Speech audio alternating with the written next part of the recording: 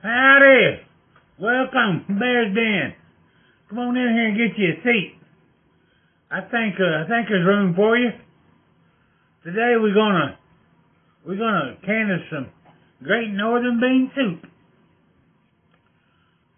We're gonna need a few Great Northern beans. You can use navy beans if you'd like. Actually, you can use any bean for the same recipe if you'd like, but this is what I do with my Great Northern beans. And canning beans. You have some of them say, well, Lord, can just old beans? Well, yeah. It changes something about the bean, too. I love canned beans. Now, I'm not talking about store canned beans. I don't like store canned beans. There's something different about those. They all have the same tangy aftertaste, or I don't know. But you know, if you look on the cans, there's a lot more than beans in there. I mean, there's too many words that you can't pronounce in most of that canned goods that you get at the store, and most of it don't need to be there. They'll put some kind of chemical in there that we shouldn't even stand close to, much less consume into our body. That the only purpose for it might be to protect the color of a carrot that's in there. It might be to protect the color of a green bean. And all it's there for is to make you feel all warm and fuzzy inside. You open it up and that carrot's the same exact color as it was 3 years ago, you know, when it was put in that can. Yeah. Wonder what was put on that carrot, though. Oh, I'm telling you. If you pick up a can that's got 4 or 5 words on it that you can't pronounce, don't eat it. That's all I can tell you. Like a lot of these people, it'll say, wholesome, so-and-so, you know, cooked at home, you know, recipe, you know, blah, blah, blah, blah, blah. The second thing in the recipe will be 3 cans of so-and-so canned mushroom soup. And it's like, well, make some, it's not necessary to put canned mushroom soup. It's got 14 ingredients that you can't pronounce in it into your home-cooked meal. It's simple to do everything that it would take, you know, to replace the canned cream of mushroom soup. There's no need in using that stuff if you're wanting to make good home cooking, you know. Now, if you're just wanting to make a fast meal, that's what you got. That's what you do. More power to you. That's just fine. But I'm just saying, if your purpose of you know, trying to learn how to cook better and have some good home cooked recipes in a file to pass on to your kids, don't use canned soup as one of your ingredients. Come on. For one thing, it's already been processed for immense heat and time. You're just going to do it again? I mean, try your best to use fresh stuff, frozen vegetables. You know, if you're making a soup, use frozen vegetables, not canned. The canned, like I said, they've already been over-processed, and you're fixing to do it to them again, you know. So, your frozen vegetables, most of them have been lightly blanched. That's to help stop the ripening process. You know, you pick something off the vine, it don't stop ripening. That's, you know, ripening is just a clean word for rotting. You know, it's going downhill. That blanching, it stops that process. When you freeze it, if you freeze it without blanching it, it's still slowly, you're slowing it way down, but it's still slowly degrading. But the blanching, it helps stop that. So anyway, let's get in here and make us some beans. And I thought too, the other night, Janet was playing with these pups, and I was taking pictures of her, and I recorded a little bit, and I thought, well, I'll give them an update there on the puppies. So we may stick that in here somewhere on this video and let y'all see the pup, how she's growing, and she's getting along a lot better with this little old wiener dog now. The little wiener dog kind of decided that, you know, it's okay to let her stay here. There's enough room for everybody. Alright, let's get in and see what we can do with these beans. You want to? Alright. Here's what's making all the noise in the background, guys. There's that new German Shepherd pup. There's that mean little wiener dog. They're all over on top of Bama Girl. Wanting some loving. Competing for loving. Ginger, look here. Yeah. So when I'm hollering, get away, shut up, be quiet, go on, that's what I'm talking to.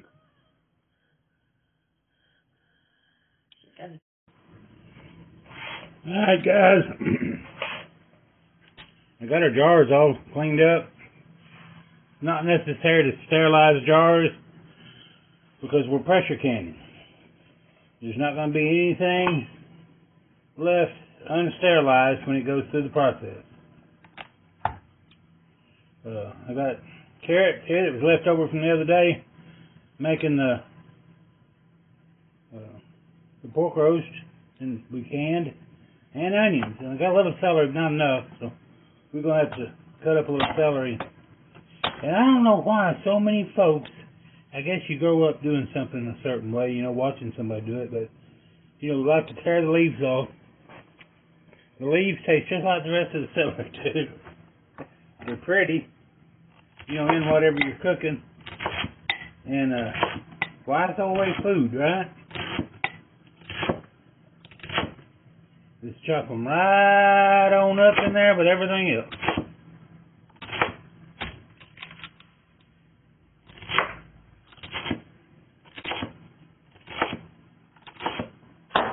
Dead, burn it.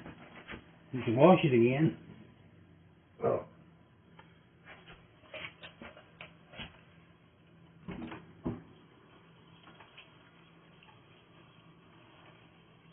I still got wash water here when I'm washing the jars, so I'll just wash it in it.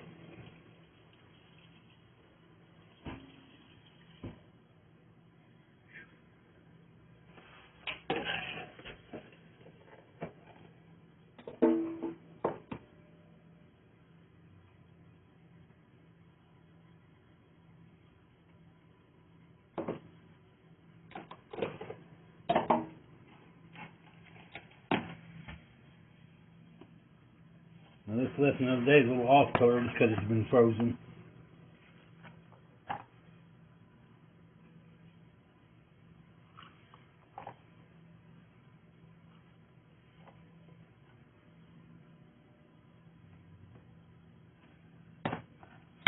And just a little bit more of it.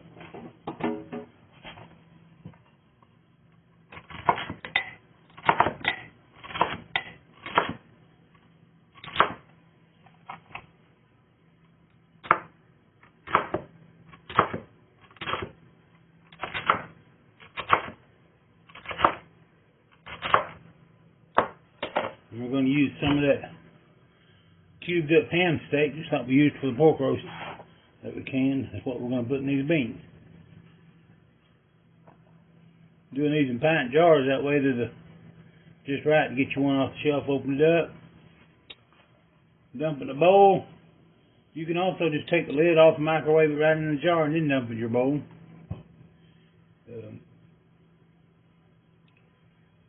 Supper is ready. If I do it in these pint jars, it makes it a little easier. Bama Girl wants to take one to work with her for her lunch.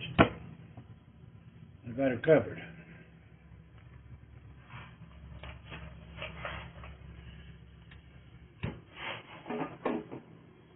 Let me put this celery back in the fridge.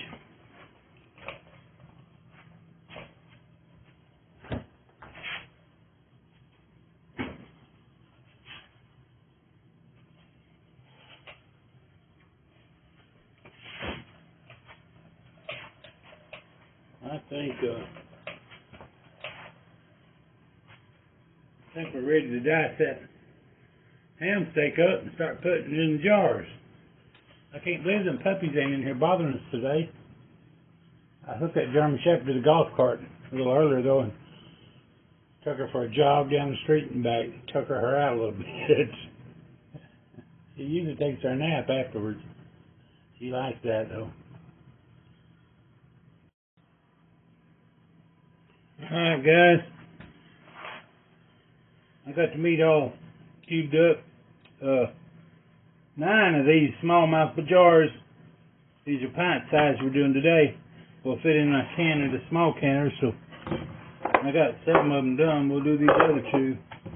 And these beans have been soaking for about 24 hours. Now, you don't have to soak your beans. The reason these have been soaking is I was getting ready to do this for y'all yesterday. And yesterday afternoon, I got my beans washed. Yes, I do wash mine because sometimes you find little trash in them, rocks. That's just the nature of it. And I got them all washed and ready to get started, and I got an email that me and Janet's eyeglasses were ready. We've both been needing new eyeglasses for a while, and we finally broke down a couple weeks ago and had to drive over to Gainesville to get it done. We don't have any place here in town that, well, like everything else, small town, they try to charge you 4 prices. We rode over to Gainesville, and where we get 2 pair. Well, getting they got that place, you know, it's 2 pair for $79. And that's everything. That's your eye exam, that's your frame, that's everything. But ours was a little bit more because we got the transition lenses, you know, for the bifocal. And I guess is what made it a little bit more. I don't know. But anyway, it was still an awesome deal. $135 for 2 pairs of glasses. And that's everything. That's out the door. $135, 2 pairs.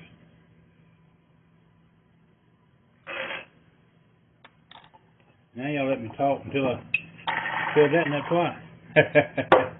Anyway, okay, what we're putting in these jars, and I'm using a funnel today because I'm bad about putting beans on the floor. But it's about 3/4 of a cup. But remember, these have been soaking overnight.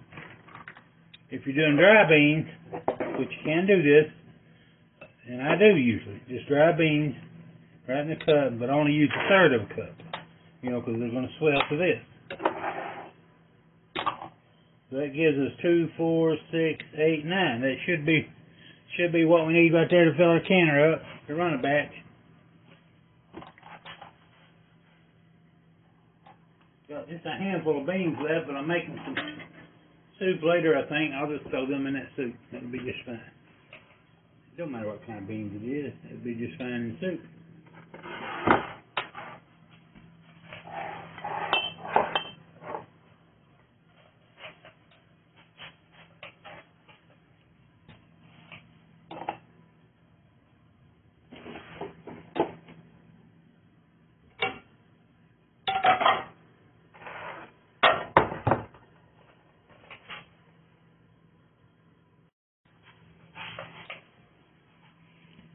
Ready?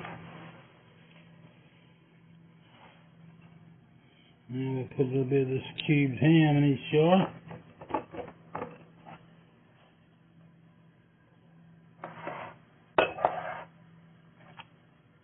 There ain't no certain amount.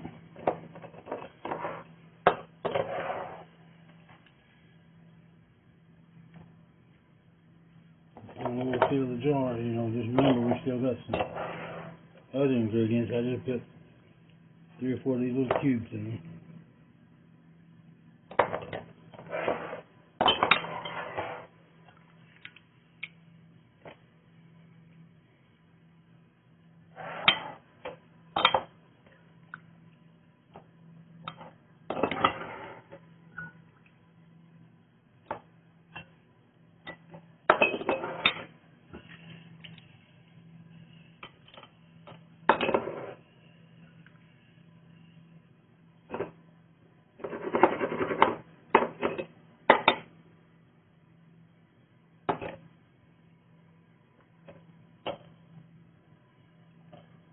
I think that's good, guys, right there.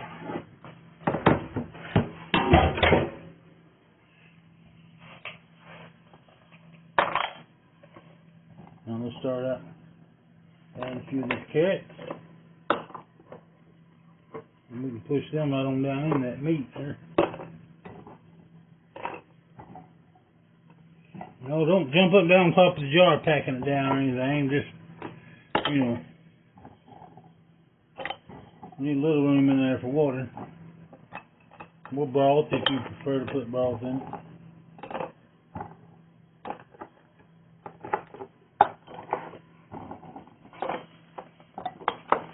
We like us some carrots, so.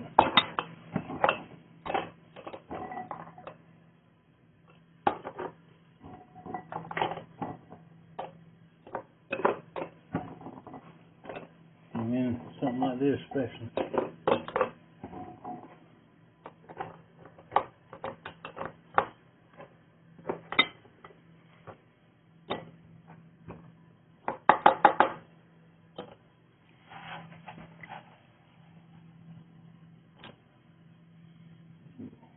Celery, tear them onions.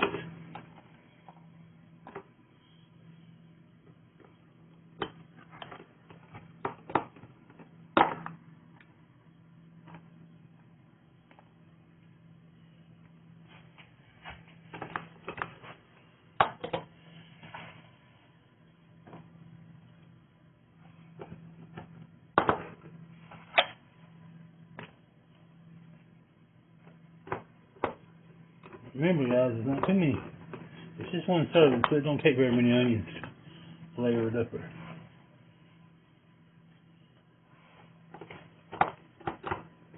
Yeah, and I know they look like they've been cooked, but they hadn't. They was frozen. The onions were. They were left over from the other day too. Well, when I made that pork roast.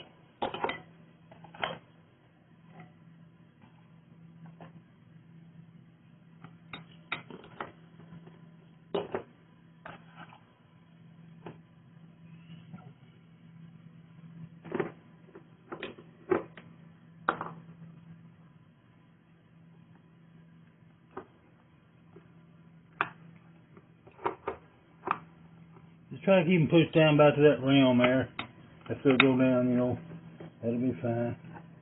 And we're gonna add water to these up to that little ridge right there is about 3/4 to 1 inch head space, and that's what you want.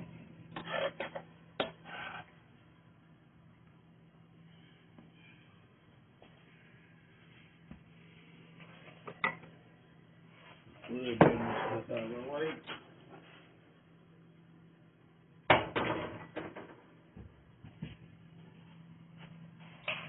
And for these here, we're going to be adding warm water. Not hot water, just warm tap water.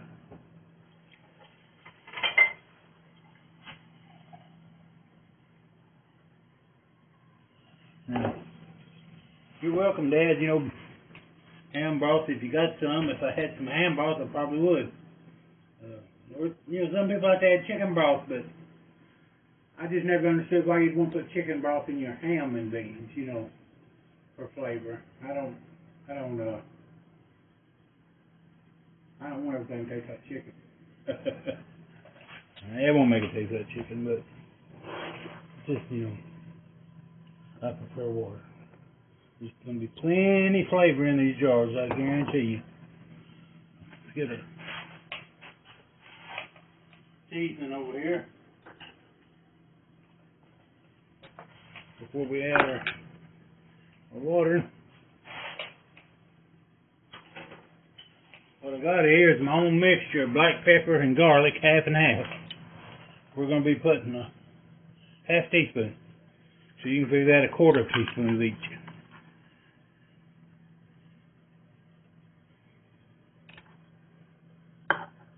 Put that right up there.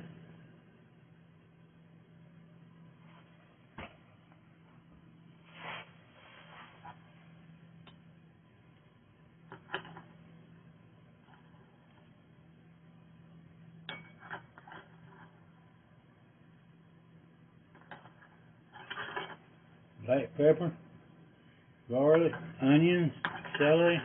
That's about all you need in white beans. And we got the ham in there.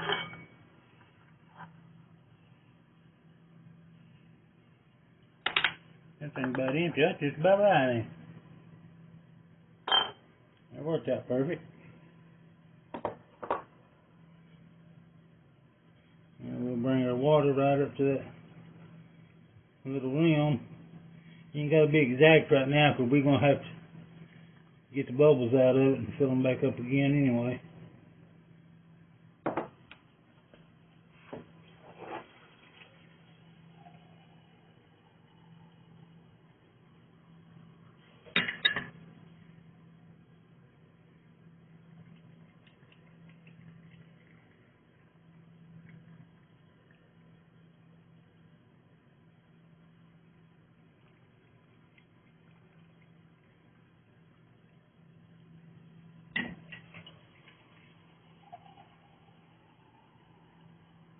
Also, if you use clear water rather than broth, when you get done, it'll be a lot prettier. Nice and pretty on the show.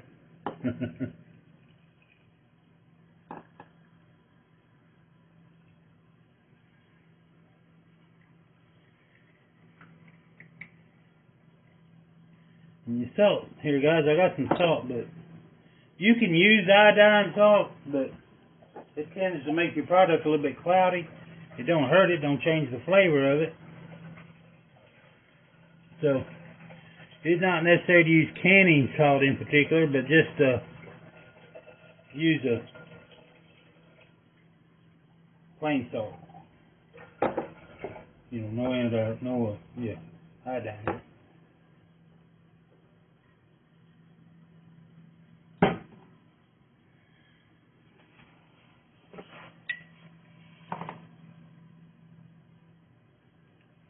Got mince on there.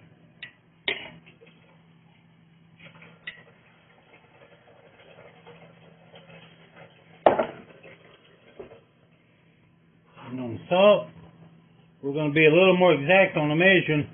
We're going to use a pinch.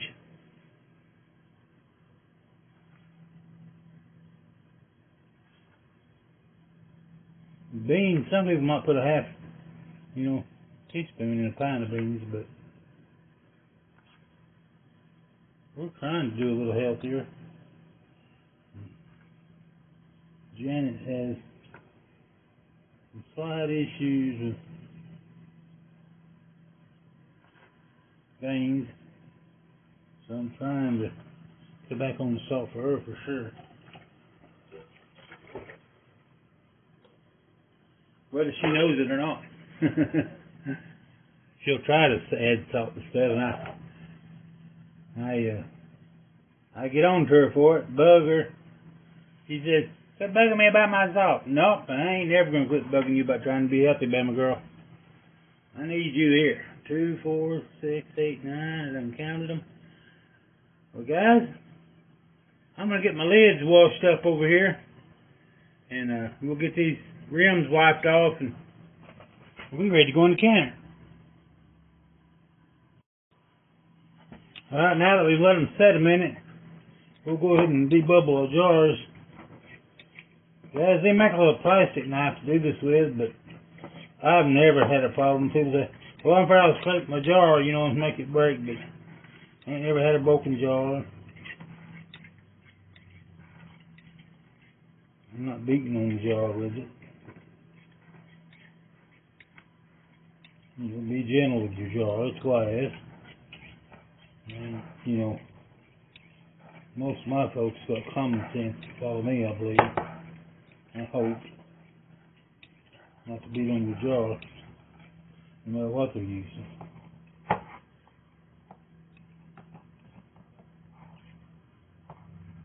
I know y'all can't see it, boy, there's a lot of little bubbles coming up when I do that. That just goes to show you how much air gets trapped in there,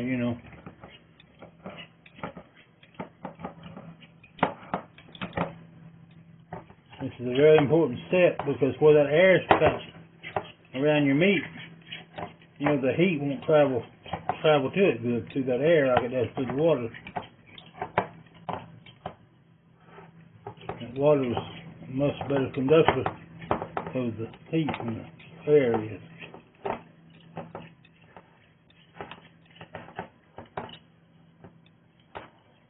That's why, 70 degree air doesn't feel cold, but you go down there and jump in these springs at 70 degrees and you squeal because it is cold feeling.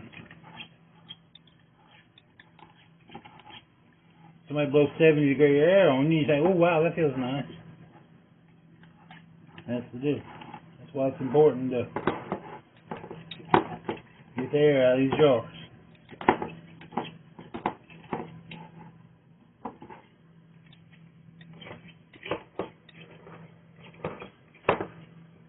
Once I'm debubbled them here,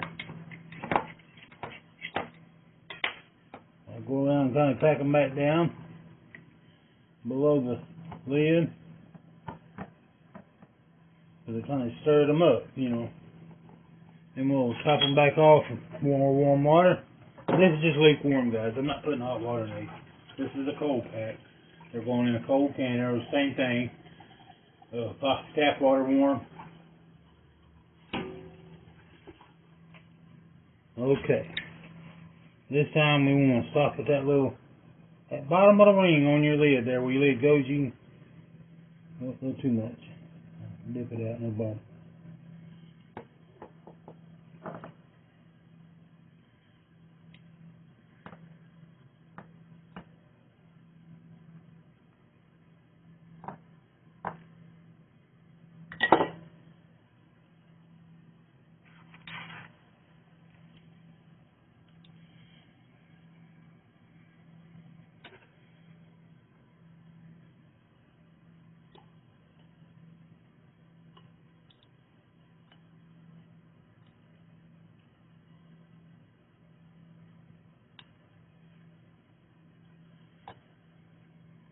Just right. Let me get us a clean rag now, or a towel to clean the top of them jars off with. And this is just a little white vinegar here, guys, we're wiping these down with. Since we put that meat in there, there might be a small chance that there's some, you know, fat got on that rim of that lid, which could cause a seal failure. We don't want to do all this work and have them not seal. Don't take a minute to wipe them down with a little distilled vinegar. It'll wipe that right off. Then what's left in the bowl we're going to dump right in the canner over here, and that'll keep them hard water spots from getting all over your jars as bad. Won't stop it, it'll make it better.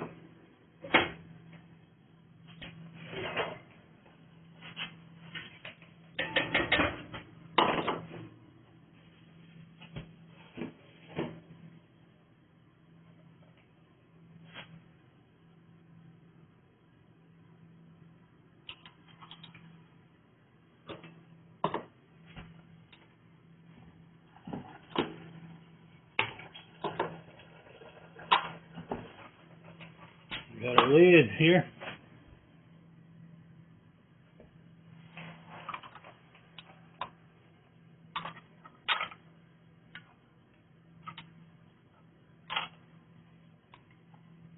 Now they make that same little debubber I was talking about. It's got a magnet on one end to touch your lids with, and that's recommended to use it, especially if you're doing, you know, water bath canning.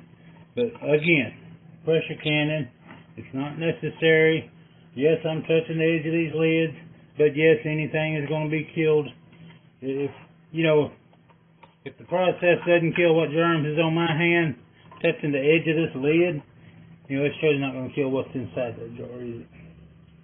So you don't have to worry about, like I said, sterilizing everything so much with the pressure canner.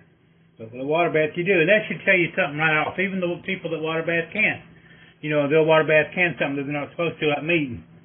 Or we got sterilizing jars. Well, that should tell you that if you have to sterilize your jar because your canning process is not going to sterilize everything that you put in there, you shouldn't be using that process. Thank you. But that's where common sense comes in. And yes, I know Grandma, great-great-great-grandma might have done it, but you know what? People's life expectancy back then was 48 years old, too. Little children died all the time Go in a graveyard that's 120 years old. It's full of babies that died for real simple things. You know, I'm not on board with all the junk that, you know, they want to stuff down your throat these days, but, you know, common sense should tell you what to follow and what not. And, you know, these canning guidelines, like I said, there's a very, very small chance there's going to be any botulism spores in any of this right here. But I'm not willing to take that small chance for the people I'm going to feed this to. Are you?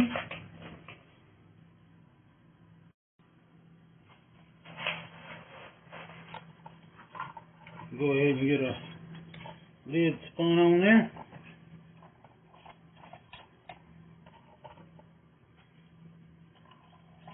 And as y'all know, I got the one hand to work with, so I guess some of you might not know if you're new to the channel and don't know me. My left hand doesn't work due to a stroke about 9-10 years ago. This little boy here is what I got.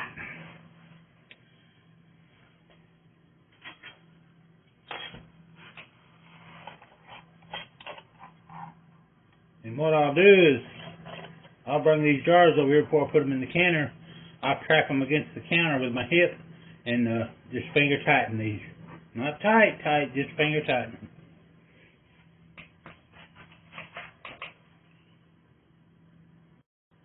You know, I got a mess on that counter, but I was looking at these as I was taking them over there, and I just wanted y'all to look good. Try to get a good picture for you. Ain't them pretty in there? Gonna do fine eating out there. Alright guys, we're ready to load it up. Let's put some water in this bad boy.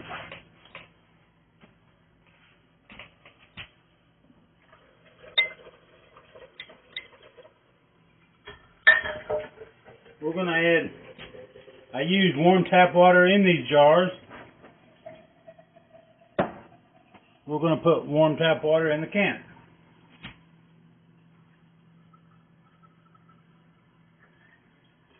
My canner calls for about 3 quarts. You do what your canner says. That's about what most of them's going to say. About 2.5 inches inside. This is about 3 quarts in most of them. No, more water is not better.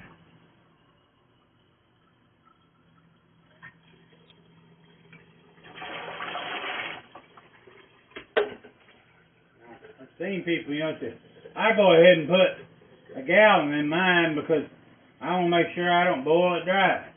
Well, you know what? Regulate your steam correctly, and you won't boil it dry. Don't add more water.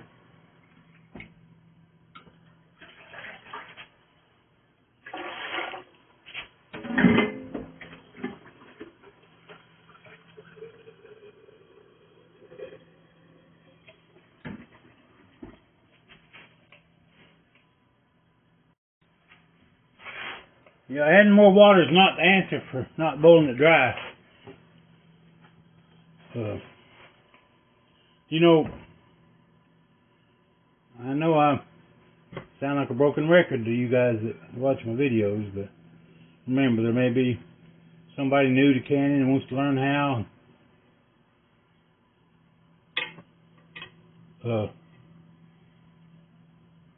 That water, what's beneath the water isn't as hot as what's above it. The water actually insulates it from the heat of the steam. The steam is much hotter than the water. And we need that heat. So any extra water you add actually insulates the bottom of that jar from the steam. Don't do it, please.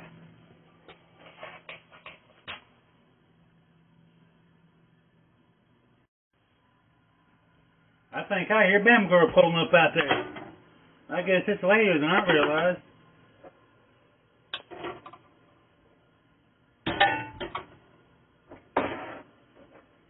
I better get these in here and get it started where I can fix her something to eat for supper. I might get a whipping, you reckon? I ain't got no supper ready when she gets in here.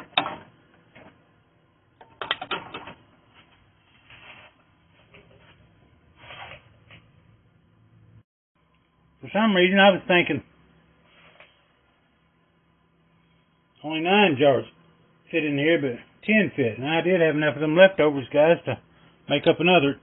So that's what I've done.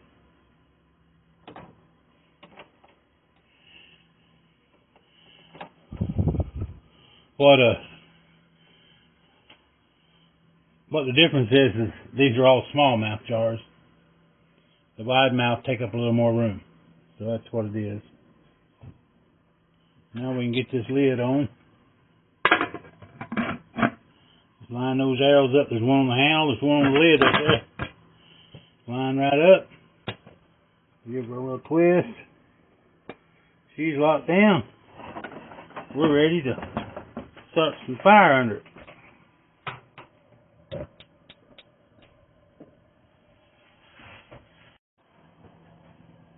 Here again, I know this sounds like a broken record to some of you guys, but remember, there's some folks just tuning in to learn how to can. Now, guys, what we're going to do is start this to boiling, and it'll start percolating steam right here out of this little orifice. Once I get a good steady stream of steam, that means it's evacuated all the air out of the pot, and nothing in there but steam and water, and then we add our weight to it. The weight we will be adding is what you call a 10-pound weight. This weight, the force that it requires to make this weight move and let the steam out, will bring the pressure up between 10 and 11 pounds. We're at sea level here in Florida, or right at it, and anything below 1,000 foot sea level, I think is what you use for that. But wherever you're at, check your sea level and check the guidelines to see what it'll take, because it steps up in pressure as your elevation goes up. Once we get that steady stream of steam coming out of there, we'll add the weight to it. It'll take it a few more minutes, then the pressure will start rising. Once it gets up to 10 pounds, that's when this baby here will start quivering a little bit. When it gets to that point, I'll show you. We don't want it going real fast, getting out a lot of steam. As long as it's just dancing, moving, letting steam off, we're good. And that's when we start our processing. Since there's meat in these jars, we'll be processing these for 75 minutes for these pints. It'd be 90 minutes if it was quarts. Now, back here, I don't think y'all can see it, but there's a little rubber plug. It's a safety plug. It'll pop off. If anything happens, and these plug up, it'll pop off before it causes any damage and blows the lid. There's a little button here that'll pop up as soon as the pressure builds up. What that button's for is keep somebody from accidentally say, what if you got your canner going and then went in there and drunk too much wine waiting on it? No, I've never done it. But you come in here and try to open it up. This won't let you open it up if it's under pressure. Well, I got the fire going. I can feel the heat coming up around the pot, so I'm going to move away from it here. And we'll wait on it to start steaming on us right there, and we'll be back.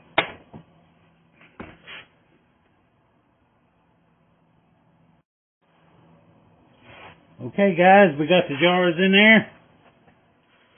We got the lid on. Got the fire going under it. Now what we're going to wait on is a steady stream of steam to come from here. Guys, I know it sounds like a broken record, but remember, there's some folks that hadn't never done this before that might be watching. Once a steady stream of steam starts coming out, I put the weight on. We use a 10-pound weight here in Florida. What it does is regulate this pot. It takes 10 pounds of pressure to make this move, to let the steam out. So this will come up between 10 and 11 pounds when this starts moving.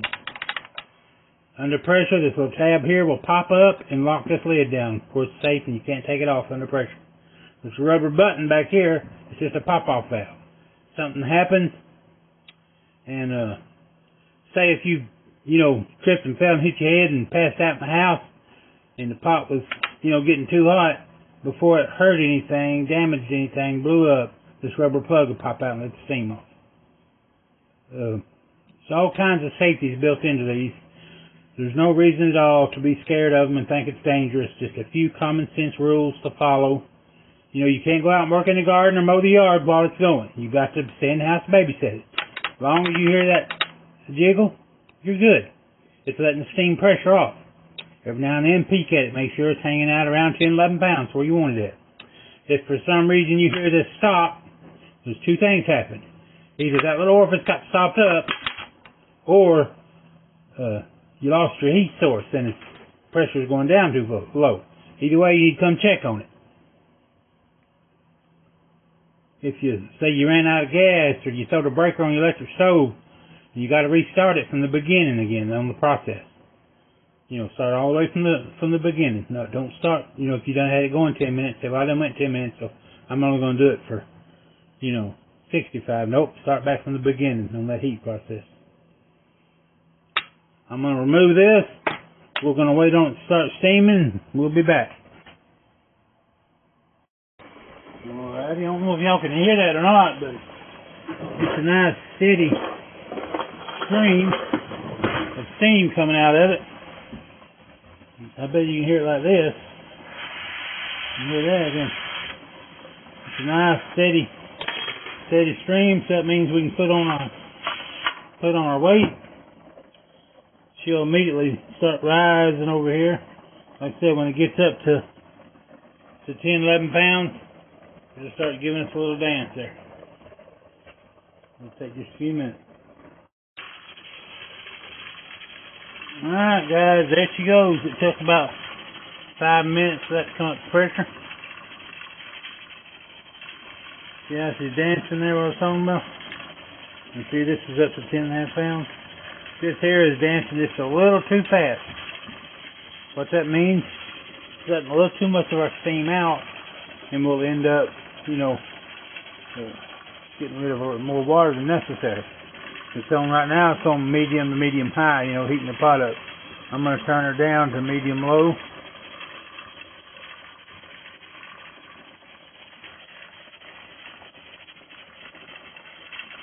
And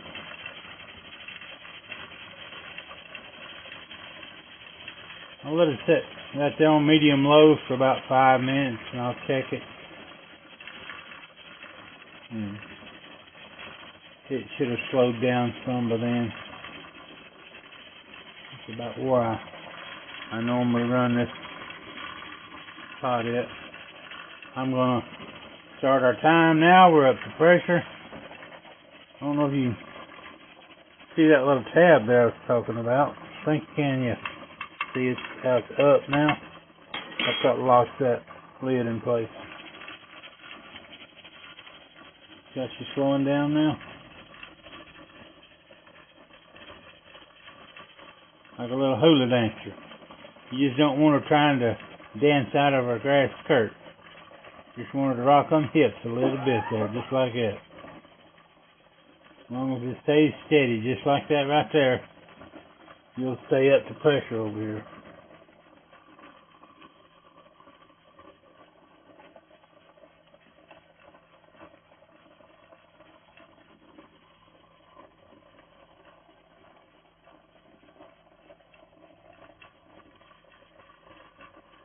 Let her go and make sure she don't get no slower, It'll even out here. But it's still spreading that heat through them jars and stuff, so after a while it'll speed back up again a little bit. Alrighty, let's start our time.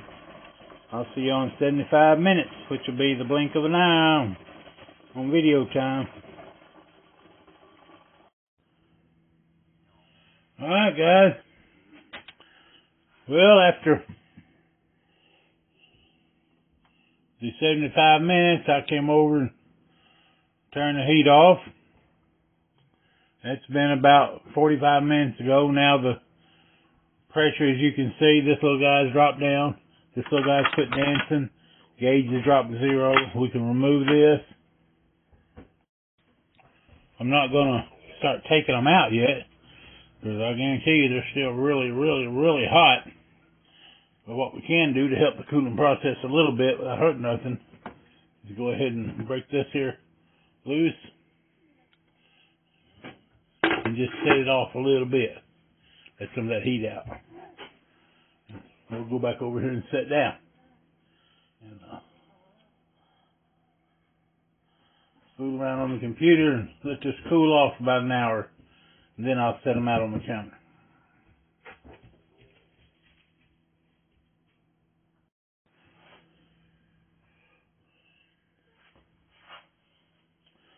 Alright, guys.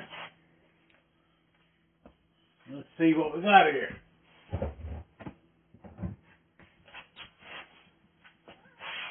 It ought to be cooled down enough to move the lid there. For sure. And there we go. Every last one of them looks like they're popped down.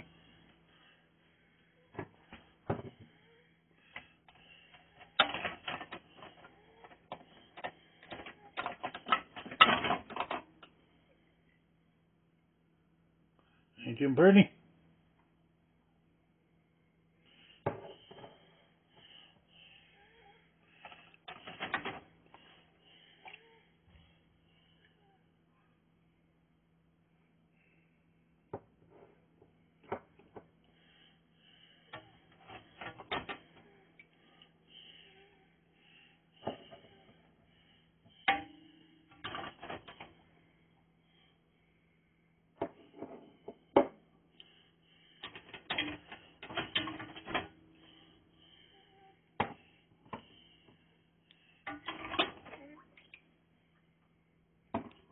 Tin jars fit just fine, didn't it?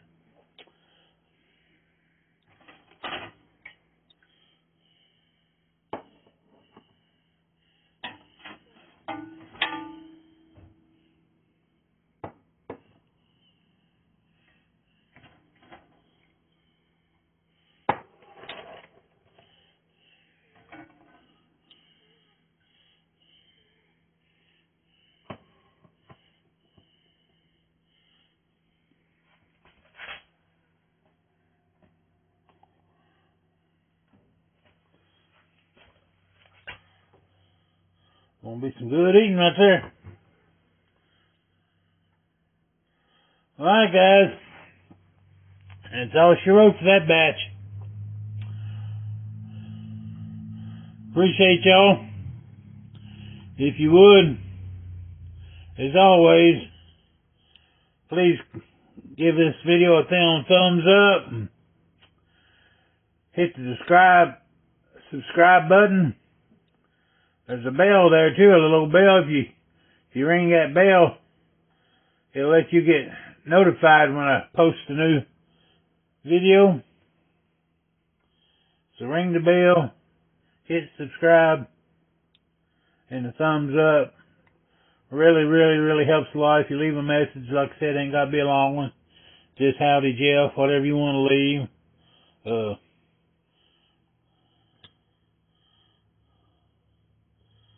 Just anything you say, to the Bears Den, help get this channel going. Appreciate you guys.